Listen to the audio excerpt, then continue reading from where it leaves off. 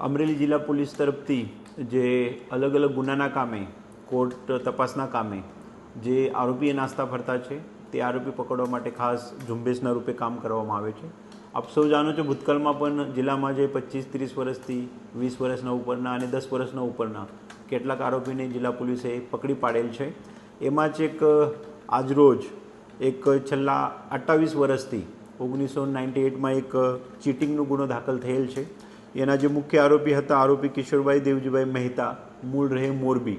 જે તે વખતે એ પોતે સાવરકુંડલા બેંકમાં બેંક મેનેજર તરીકે કામ કરતા હતા અને ત્યારબાદ બેંકમાંથી 90માં નીકળ્યા પછી 98માં એ વ્યક્તિએ બેંકમાંથી જે ભોગ બનનાર ફરિયાદી અશ્વિનકુમાર દવે છે એમનું નામનું ચેક લઈને 98માં એક બેંકમાં એને ચેક ઉપરથી પૈસા ઉપાડેલા હતા અને એ જે પૈસા ઉપાડેલા હતા એ પોતાની વાઈફ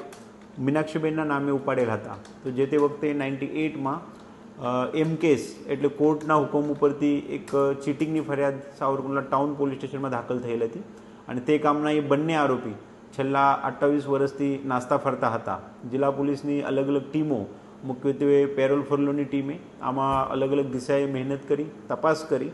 આ કામના જે તે વખતના લાગતા વળગતા તપાસના કાગળો હતા એ કાગળોના અભ્યાસ કરીને આ કામના એક આરોપી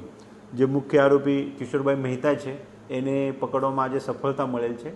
સાથે સાથે આ કામના જે બીજા આરોપી એમની પત્ની મીનાક્ષીબેન છે એ બાબતે પણ એ મૃત્યુ પામેલ છે।